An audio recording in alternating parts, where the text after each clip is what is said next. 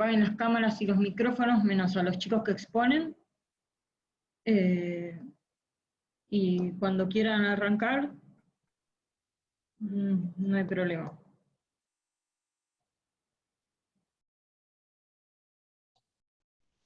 ¿Comparto pantalla?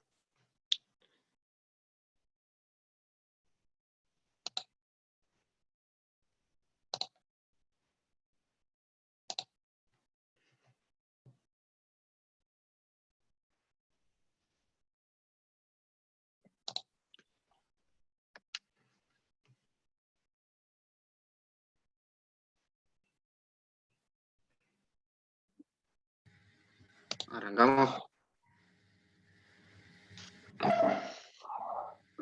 Bueno, nosotros somos el grupo número 6. Vamos a hablar sobre el trabajo práctico de instalaciones eléctricas. Los integrantes del grupo somos Milagros Amiega, Damasia Pazman, Nadia Caseroto, Francisco Manieli, Maximiliano Resnick y Erika Albertsen.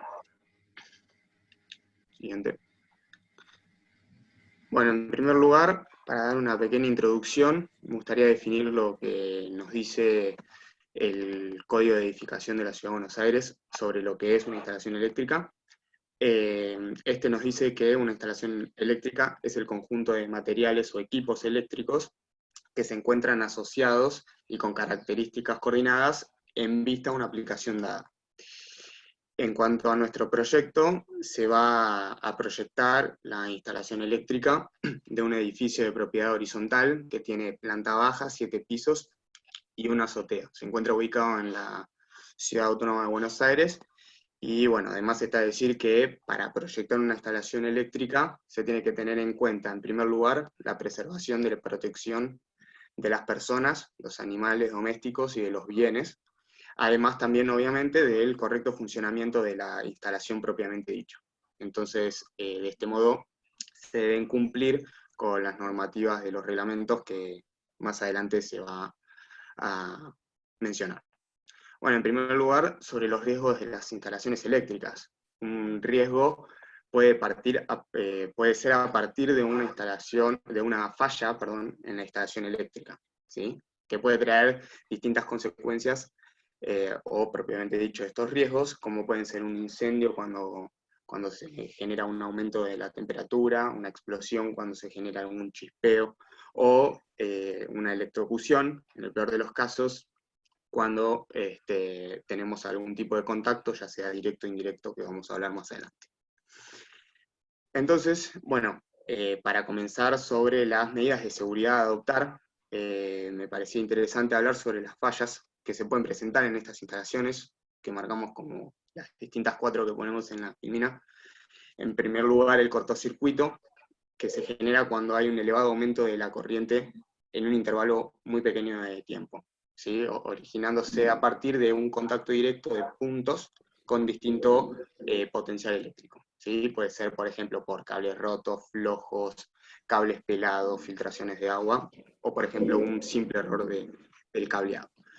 Entonces lo solucionamos con dispositivos de protección, ¿sí? Para que corten esa corriente en el menor tiempo posible. Como puede ser, por ejemplo, un dispositivo, el caso de un fusible, en el que cuando la corriente está por encima de la de cortocircuito, es decir, de la que genera una temperatura en el fusible, por encima de la difusión del mismo, generando que justamente se funda y así evite el paso de la corriente a través del fusible. Después lo que es sobrecarga, distinto es a cortocircuito porque es un aumento de la corriente, pero en un intervalo de tiempo más prolongado. Puede darse, por ejemplo, por uso indebido de tomacorrientes. Y es fundamental o imprescindible su protección para optimizar la durabilidad de los artefactos eléctricos, evitar paradas imprevistas y así también, en caso de que las haya, permitir un arranque con mayor rapidez y mayor seguridad. Así como dijimos, con los cortocircuitos aplicamos dispositivos de protección para la sobrecarga también, como por ejemplo interruptores termomagnéticos. El tercero es el contacto a masa. Cuando hablamos de masa hablamos del conjunto de las partes metálicas que puede haber en los equipos eléctricos, ¿sí? Y que se origina por la destrucción de la aislación. donde los cables tocan esta parte metálica, generando una sobreintensidad. Y por último, el circuito abierto, cuando se produce un corte en un cable, generando que la corriente no tenga esa continuidad. Entonces, estas fallas, ¿sí?, pueden llegar a poner en riesgo a las personas, a nosotros. Y cuando hablamos de las medidas a adoptar de seguridad, es lo que mencionaba anteriormente, vamos a adoptarlas a partir de lo que se llama contacto directo o indirecto. En otras palabras, si hablamos de contacto directo, puede ser, por ejemplo, cuando las personas tocan el cable. Ahora, indirecto puede ser cuando, por ejemplo, tocamos un cuerpo cargado. Entonces, las medidas que se deben adoptar son, en primer lugar, la puesta a tierra, es decir, conectamos los artefactos eléctricos al potencial de tierra, de modo tal que si nosotros tocamos un cuerpo cargado y está conectado a tierra, no recibimos esa descarga. Después tenemos lo que es el interruptor diferencial o disyuntor, en el que si una persona toca el cuerpo cargado, descarga a tierra y provoca que dentro, no sé, en las espiras dentro del interruptor, una diferencia de corriente que hace que se abra protegiendo a las personas. Finalmente, los pararrayos, que funcionan a partir de la ionización de los rayos, no solo protege a las personas, sino que también protege a la instalación. Bueno, las medidas a adoptar para lograr la eficiencia energética pueden venir por el lado del transporte y la distribución, que bueno, ya lo nombraron en la teórica, pero para resumirlo, para una potencia eléctrica a transportar y distribuir, para consumo se tiene un voltaje y una intensidad. Y buscando la menor pérdida, se trabaja con intensidades bajas, elevando la tensión hasta 380 kilovoltios. También puede venir el ahorro de energía por el lado de las características de las instalaciones, como pueden ser sistemas de control de niveles de iluminación o detectores automáticos de presencia. Y también se habla bastante del uso eficiente. Esto está contemplado en el Código de Edificación, que habla incentivando el uso de nuevas tecnologías y aparatos más eficientes, específicamente poniendo foco en los sistemas de acondicionamiento térmico. Por ejemplo, es de uso general la etiqueta energética, que es un índice de eficiencia energética, y bueno, otro ejemplo pueden ser las lámparas LED. Siguiente. Las normas y los reglamentos que rigen estas instalaciones. Bueno, en principio el Código de Edificación contiene una sección donde nombra acerca de las instalaciones eléctricas textos respectivos al uso eficiente, tipos de tensión, límites, clasificaciones de las líneas de circuito. También habla un poquito de grupos electrógenos y algunos aspectos de la conservación, entre otras cosas. Siempre mencionando y estableciendo límites o niveles, pero apoyándose reiteradas veces explícitamente en el reglamento técnico.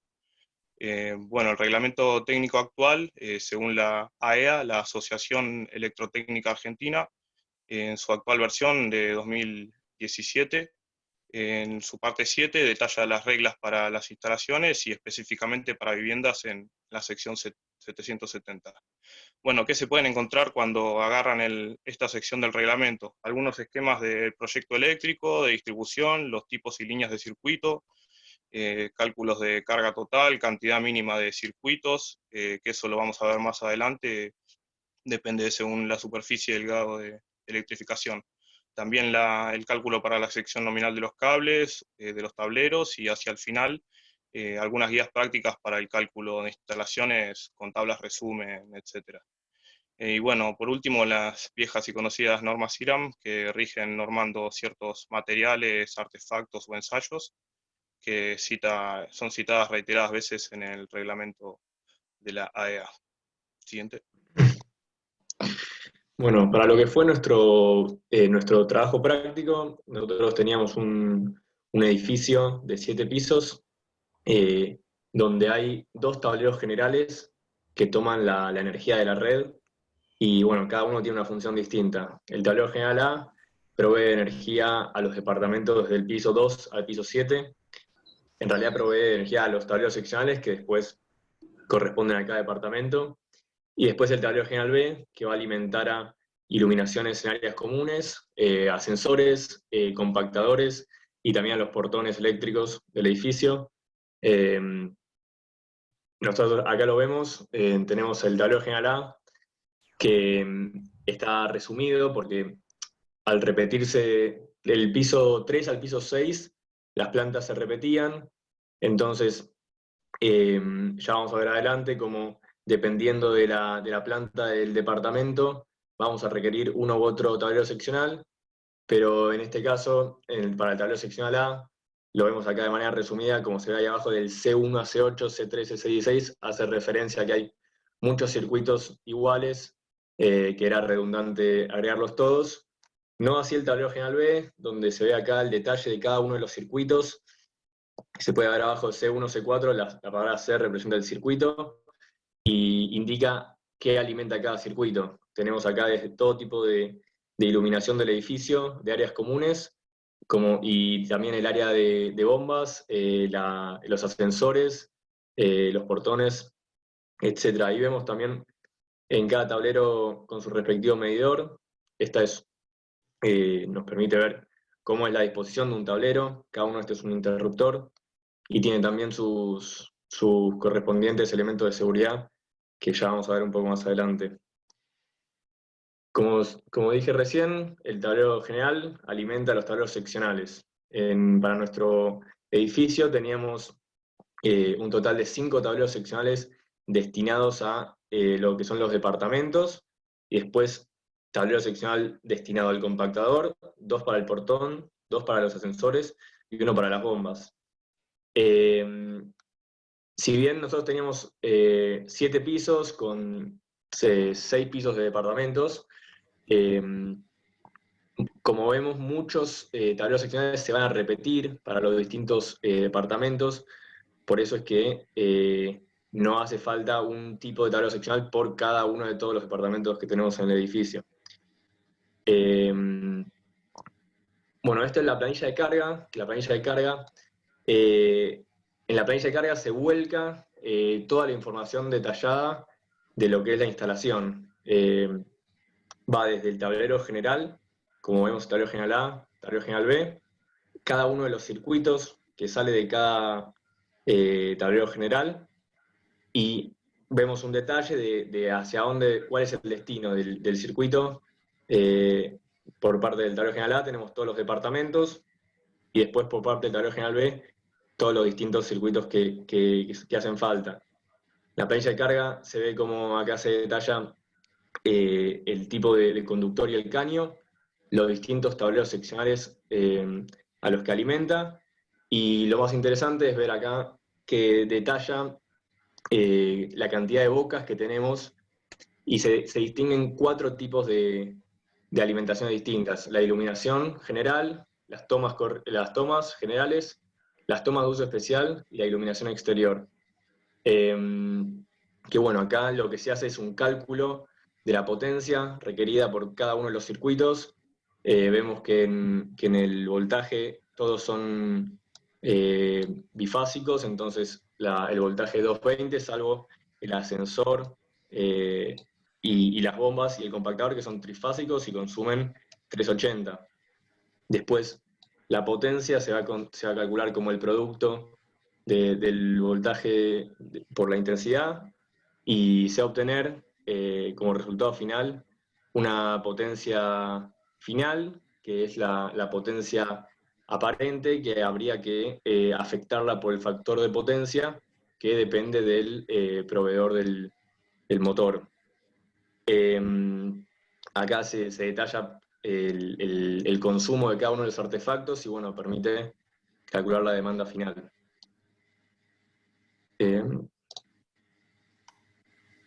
Acá vemos un detalle de las plantas y del corte que nosotros teníamos. Marcamos acá cómo están dispuestos cada uno de los tableros. Esta es la planta del piso 2, que la planta del piso 2 es distinta, pero del 3 al 6 se repiten, y la del séptimo también es distinta.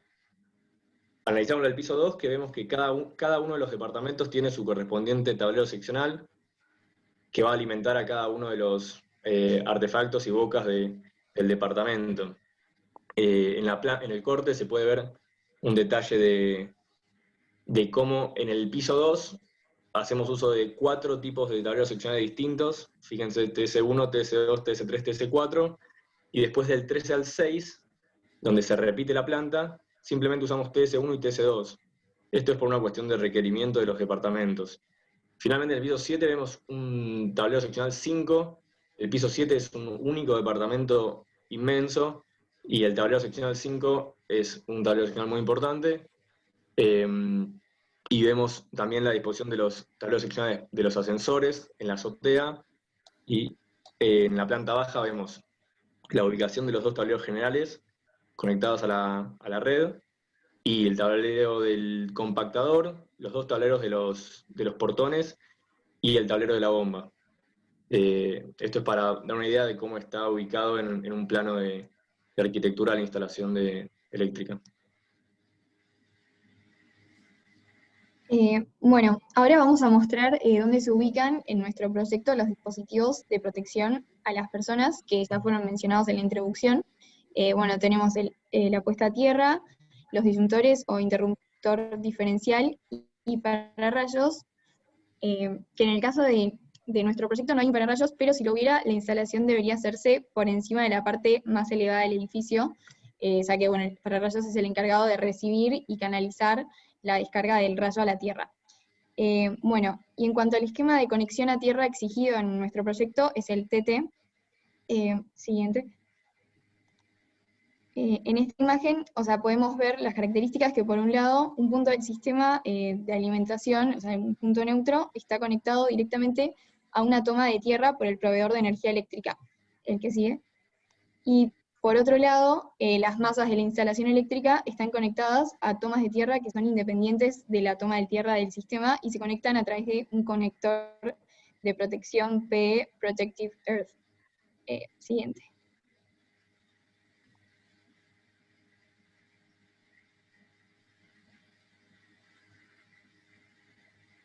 Se puede ver los disyuntores que están ubicados en todos los tableros seccionales y generales. Acá mostramos el ejemplo de los seccionales, y bueno, ya se explicó cómo funcionan, pero cada uno cuenta con un disyuntor. Siguiente. Bueno, y ahora tenemos los sistemas de protección para la instalación, que se puede observar que para proteger a los circuitos, cada uno de estos, siguiente. Cada uno cuenta con una llave termomagnética que también protege a cada circuito. Que están marcadas, siguiente. Y ahí se pueden ver. Y hablando un poco de nuestro proyecto, no cuenta con un grupo electrógeno, pero podría tener uno para mantener el suministro de electricidad para sensores y bombas en caso de que haya un corte de luz. Y también, por otro lado, el código de edificación en los medios de acceso y circulación dice que debería disponer un sistema de iluminación de emergencia que encienda en no más de 5 segundos después de que se produzca el corte de luz, y esta iluminación de emergencia debería ser alimentada por una fuente independiente del suministro de energía. Bueno, como ya habló Maxi, los circuitos pueden clasificarse en circuitos para usos generales y circuitos para usos especiales. Dentro de los de usos generales están los circuitos de iluminación, a cuyas bocas de salida pueden conectarse artefactos de iluminación, ventilación, combinaciones u otras cargas unitarias con corriente de funcionamiento menor a 10 A. Deben contar con protecciones en ambos polos para una corriente no mayor a 16 A, y el número máximo de bocas de salida es de 15. Después los circuitos de toma corrientes, a cuyas bocas de salida pueden conectarse cargas unitarias de menos de 10 A, y deben contar con protecciones en ambos polos para una corriente menor a 20 A, y el número máximo de bocas de salida es de 16. Los circuitos para usos especiales son circuitos monofásicos que alimentan cargas que no se pueden manejar por medio de los tomacorrientes de usos generales. Por ejemplo, consumos unitarios mayores a 10 A. Deben contar con protecciones en ambos polos para una corriente no mayor de 32 A, y y el número máximo de bocas de salida es de 12. Estas son limitaciones reglamentarias. Bueno, los interruptores de efecto se instalarán en cajas cuya arista esté a no más de 0,15 metros del marco que aloja la cerradura, excepto en locales donde se prevea baleado, donde esta distancia aumenta a 0,20 metros y entre 0,9 y 1,3 metros sobre el nivel del solado terminado. Se deben ubicar interruptores a menos de 2 metros de toda puerta de ascensor en una zona visible, pudiendo utilizar interruptores luminosos o sensores de presencia o movimiento. Las cajas de toma corriente deben ubicarse a no menos de 0,15 metros por sobre el nivel del solado terminado y a no menos de 0,1 metros de niveles de mesadas de baños, cocinas o lavaderos, además de respetar las distancias respecto a fuentes de agua. Siguiente. Bueno, para el dimensionado de la cantidad de circuitos y puntos de utilización o bocas de entrada, se utiliza, como ya mencionaron, el reglamento de la Asociación de Electricidad de Argentina. En primer lugar, se calcula el grado de electrificación de cada unidad funcional. El límite de aplicación o la superficie a considerar para el cálculo es la superficie cubierta del mueble más el 50% de la superficie semicubierta. A partir de esta se determina el grado de electrificación, que puede ser mínimo, medio, elevado o superior. Luego se calcula el número mínimo de circuitos compatibles con una instalación segura y con condiciones aceptables de funcionalidad y confort. Según el grado de electrificación ya calculado, se determina la cantidad mínima de circuitos y las posibles variantes o alternativas para los distintos tipos de circuitos, que ya fueron mencionados, de uso general, toma corriente, iluminación o de uso especial. Siguiente. Bueno, el número mínimo de puntos de utilización corresponde al número de bocas compatibles con una instalación segura y con condiciones aceptables de funcionalidad y confort. Según el tipo de ambiente y el grado de electrificación de la unidad funcional, se determina la cantidad de bocas para circuitos de iluminación y de toma corriente. Siguiente. Bueno, a modo de ejemplo, analizamos el departamento A del segundo piso, al que le corresponde el tablero seccional TS3. El departamento tiene una superficie de 45 metros cuadrados, por lo que se le asocia un grado de electrificación mínimo para superficies de hasta 60 metros cuadrados.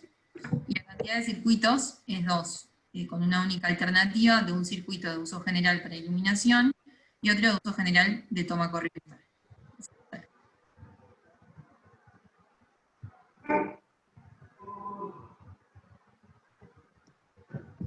Bueno, si observamos en la planilla de cargas, el tablero seccional tiene 4 circuitos: iluminación de uso general, toma corriente de uso general, toma corriente de uso especial e iluminación exterior.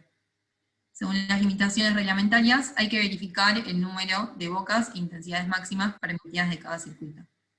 Bueno, están ahí abajo mostradas.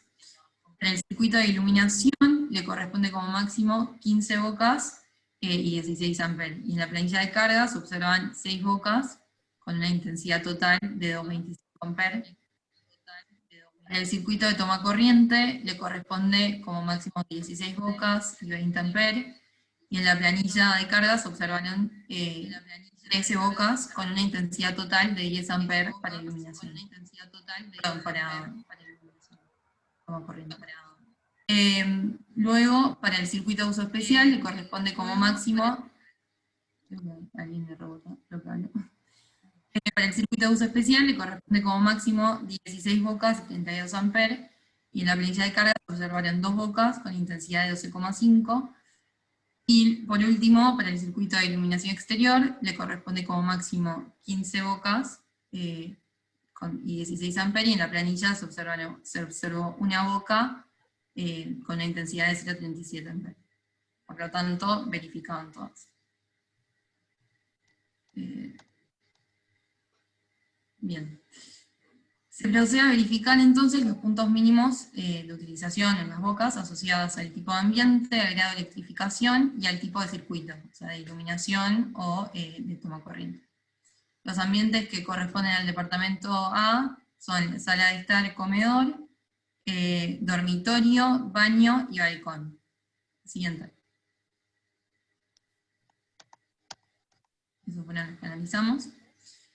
Para la sala de estar comedor, con una superficie de 25 metros cuadrados, le corresponde mínimamente una boca cada 18 metros cuadrados, que tiene 2, así que verifica, y una toma cada 6 metros cuadrados, tiene 5 y como mínimo, en el caso hubieran sido 4, así que también verifica. Para el dormitorio, de superficie igual a 12 metros cuadrados, le corresponde mínimamente una boca para iluminación y una boca para toma, tiene 3, así que verifica. Para el baño le corresponde una boca para iluminación y una boca para toma corriente, tiene 1 para cada una, así que también cumple con lo mínimo. Y para el balcón, que tenía 3 metros de longitud, le corresponde una boca por cada 5 metros de longitud, lo cual cumple con lo mínimo. Siguiente.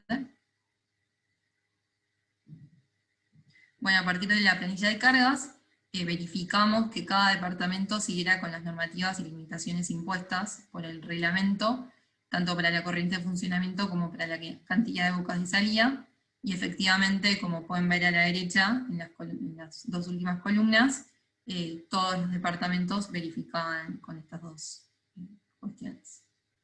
Sí, bien. La carga total, entonces, se calcula a partir de la demanda de potencia máxima simultánea, calculada como la suma de la potencia máxima de cada uno de los circuitos de uso general y especial. Para uso general, tanto iluminación como toma corriente, la potencia máxima es de 2200 VA por circuito, y para la especial, 3300 VA. Y bueno, y según la cantidad mínima de circuitos que posea el inmueble, se puede aplicar un coeficiente de simultaneidad.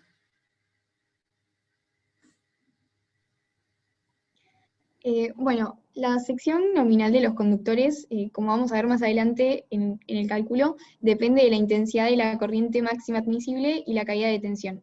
En nuestro proyecto, para los circuitos de iluminación, se usó una sección nominal de 1,5 milímetros cuadrados, y para los circuitos de tomas corrientes se usó una sección nominal de 2,5 milímetros cuadrados.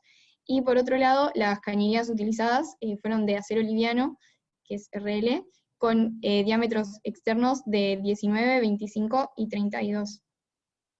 Siguiente. Bueno, ahora a modo de ejemplo vamos a mostrar cómo se realiza el cálculo de la sección de un conductor con todas sus verificaciones correspondientes. En este caso lo hicimos para la línea de iluminación del departamento A del segundo piso, que este circuito tiene 6 bocas con una demanda de potencia de 0,49 kVA, como se ve en la planilla de carga. Siguiente. Otro más. Y bueno, los conductores que vamos a verificar son los que están ahí recuadrados, y de antemano vemos que tienen una sección de 1,5 milímetros cuadrados. Siguiente. Bueno, lo primero que se tiene que hacer es la determinación de la corriente del proyecto, la cual se obtiene a partir de la demanda de potencia máxima simultánea de este circuito, que como bueno, ya dijimos, era de 0,49 kVA, y con esto se obtiene una corriente de proyecto de 2,23 amperes. Luego se adopta un caño de acero liviano RL19, que tiene una capacidad máxima de 7 más un conductor de protección de 1,5 milímetros de sección. Y por otro lado se obtiene la corriente admisible de 15 amperes, que depende de la temperatura de cálculo, que en este caso es de 40 grados, y del material, que es cobre, y se obtiene que la corriente máxima admisible es de 15 amperes, como vemos en la tabla siguiente.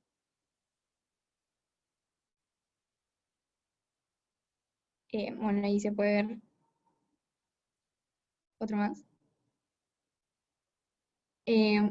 Bueno, y luego se hace la elección de la corriente asignada al dispositivo de protección, que en este caso se adopta una corriente nominal de 10 amperes. Y se verifica que la corriente del proyecto es menor a la corriente nominal y a la máxima admisible. Después se hace la verificación de la actuación de la protección por sobrecarga, donde I2 es la corriente de operación, y se calcula a partir del reglamento como 1,45 por la corriente nominal, y tiene que verificarse que sea menor a 1,45 por la corriente máxima admisible. Se observa que verifica, por lo tanto, se sigue manteniendo la sección que adoptamos. Siguiente. Y ahora determinamos la corriente de cortocircuito máxima, que se extrapoló por falta de información a partir de la tabla de valores de máximas corrientes, y se obtiene una corriente de 1,5 kiloamperes. Luego se realiza la verificación por máxima exigencia térmica. Ahí se ve el factor K, que es un factor que tiene en cuenta la resistividad y el coeficiente de temperatura y la capacidad térmica del conductor. Bueno, esa es la sección, y es la corriente que calculamos en el paso anterior. Siguiente. Y se ve que verifica, y los valores se obtienen de estas tablas. Uno más. Se adopta un poder, el anterior, perdón. Se adopta un poder de corte de 3000, clase 3, y de tipo 6, y ahí se obtuvieron los 18.000 que eran de antes. Ahora sí, siguiente. Bueno, después se tiene que hacer la verificación de la actuación de la protección por corriente mínima de cortocircuito.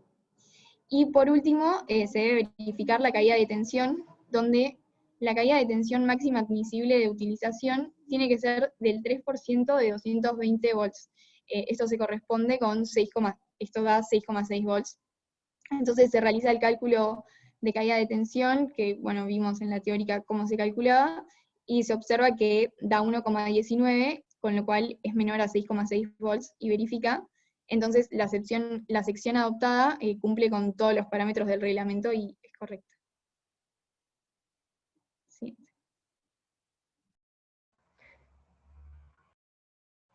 Bueno, finalmente, para concluir con esta presentación, voy a hablar acerca de las pruebas de funcionamiento que se debe realizar para habilitar una instalación eléctrica y el mantenimiento de la misma. Las pruebas que se deben realizar son las pruebas de continuidad. Esta prueba, lo que se busca es que el cable que comience en una caja y que llega hasta el otro extremo esté íntegro, digamos, que no se haya producido ningún corte durante la colocación. En la imagen de la derecha representa, bueno, es una imagen de la prueba de continuidad en donde con un tester se conecta a ambos extremos y se cierra el circuito, y eso denota que hay continuidad de cargas. Otra prueba que se debe realizar es la prueba de aislamiento. Esta prueba lo que se busca es se pretende, mejor dicho, buscar el valor de la resistencia de aislación. Es muy importante por el hecho de que si la red está mal aislada, resulta que la existencia de corrientes de fuga puede provocar el calentamiento de los mismos y derivar en incendios, con lo cual la resistencia de aislación como mínimo tiene que tener 1000 ohms por cada volt de tensión aplicada por el instrumento de medición, como ahí indica. Por ejemplo, para una red de 220 volts tiene que tener como mínimo 220.000 ohms de resistencia contra la Tierra. La tabla que ahí figura, bueno, lo que denota es un resumen de la resistencia de aislación que tiene que tener cada fase cuando se aplica una tensión de ensayo con corriente continua, como ahí figura. Por ejemplo, en el caso de un sistema de muy baja tensión, que es el MVTS, si se aplica una tensión de 250 volts, bueno, como mínimo tiene que tener la resistencia de aislación 0,25 megaohms. En sí, ¿en qué consiste la prueba? Bueno, primero hay que quitar todos los consumos, luego se cierran todos los interruptores o las llaves, y recién ahí se debe efectuar la medición entre conductores de fase unidos entre sí con el neutro, conductor de fase con el conductor de protección, y el conductor neutro con el conductor de protección. Bueno, siguiente, por favor. Bien, la prueba de caída de tensión se realiza con un voltímetro, consiste en medir la tensión en los bornes en la entrada del interruptor general, sin carga obviamente, como para tener una referencia, y luego con todas las cargas conectadas y en funcionando, se mide la tensión en el interruptor general y en el punto más alejado para comparar la existencia de una caída de tensión. Como circuitos de iluminación se admiten hasta un 3% de caídas de tensión, y en circuitos con fuerza motriz como máximo se admite un 10% de caída de tensión. Los ensayos a plena carga son ensayos en donde se conectan todos los aparatos de consumo, se mide con una pinza amperométrica la corriente en el tablero y en cada uno o sea, en el resto de la instalación. La idea es verificar que la corriente no exceda a lo que provoca el calentamiento de los mismos. Siguiente. Bueno, finalmente, en cuanto a mantenimiento, lo que se debe saber es que se hacen revisiones periódicas con un plazo máximo de 5 años, considerando que se tiene un edificio con propiedad horizontal. Las revisiones periódicas consisten en una inspección visual en donde se debe checar las instalaciones, que la instalación de la puesta a tierra esté bien realizada, que todos los tomas corrientes tengan su puesta a tierra, y además se debe chequear el funcionamiento de los interruptores, simulando con un pulsador de prueba una corriente de fuga. Entonces, los mismos deberían saltar ante esa diferencia de corriente, para denotar obviamente que funcionan. Y finalmente, en cuanto a medición, se tiene que controlar la continuidad eléctrica del conductor de protección con un multímetro de tensión menor a 12 volts. La resistencia de aislación de la instalación eléctrica también se debe controlar con los métodos de medición que expliqué previamente, como mencioné. Y bueno, la asistencia del sistema de puesta a tierra también se debe realizar, y la misma se mide mediante un telurímetro. En particular en el edificio, el valor máximo de las resistencias es de 40 ohms, que es justamente el máximo valor que se admite como para considerar que el circuito está protegido contra contactos indirectos. Bueno, eso es todo.